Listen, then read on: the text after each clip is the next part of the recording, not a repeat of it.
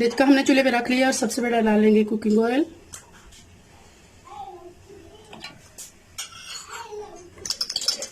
Oil हमारा अच्छी तरह गर्म हो चुका है तो अब हम डालेंगे प्याज।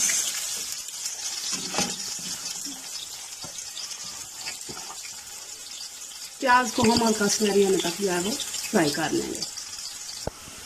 हमारा प्याज जो है वो हल्का सुनहरी हो चुका है, बहुत ज़्यादा हमने इसको ब्राउन नहीं करना। तो अभी हम इसमें डालेंगे सूखी मिर्च पाउडर। आप अपने टेस्ट के हिसाब से डालें। 30 सेकंड के लिए हम मिर्चों को इस तरह भून लेंगे ताकि इनका कच्चापन खत्म हो जाए। नमक डालेंगे,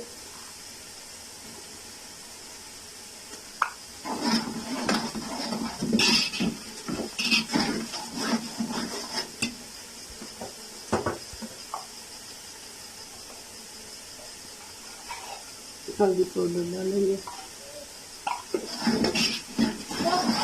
और डालेंगे 2 चम्मच भरकर अदरक और लहसुन का पेस्ट। 1 मिनट के लिए इनको पकाएंगे ताकि अच्छी सी अदरक लहसुन की खुशबू आना शुरू हो जाए। अच्छी तरह हमारा लहसुन का पेस्ट भून चुका है तो अब हम ये टमाटर हरी मिर्चें काटी वो डाल देंगे। टमाटरों का सॉफ्ट होने तक जो है उसे पका लेंगे। हमारे टमाटर अच्छी तरह सॉफ्ट हो चुके हैं, मसाला भी अच्छी तरह तैयार हो चुका है। तो यहाँ इस स्टेज पर हम डालेंगे कीमा। ये बीफ का कीमा है, ये 2 kg हमारे पास बीफ का कीमा है। बिस्मिल्लाहिर्रहमानिर्रहीम।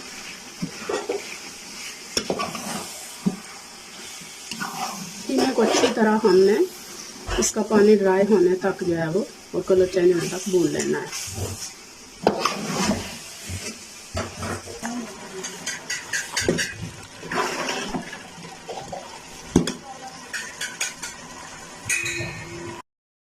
यहाँ पे हमारा कीमा अच्छी तरह भून चुका है, ऑयल ऊपर आ चुका है। तो अब यहाँ पे हम 1 कप जो है वो पानी डालेंगे और चूल्हे की फ्लेम स्लो कर देंगे।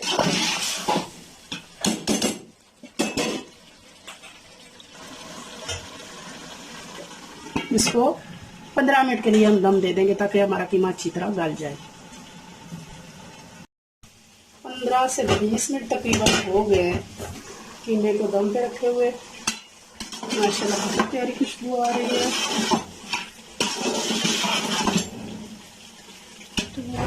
वेरी न्यारा। 1 चम्मच गरम मसाला डालेंगे इस स्टेज पर।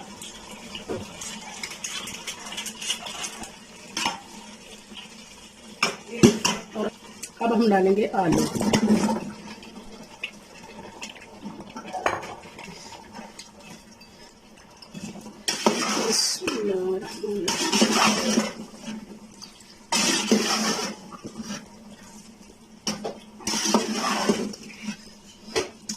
आलू को भी हम 5 मिनट के लिए अच्छी तरह भून लेंगे।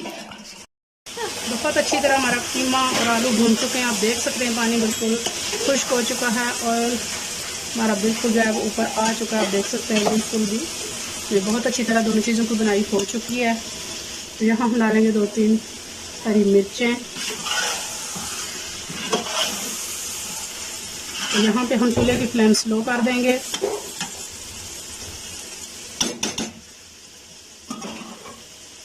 और 15 मिनट के लिए इसे दम दे देंगे। बिस्मिल्लाहिर्रहमानिर्रहीम।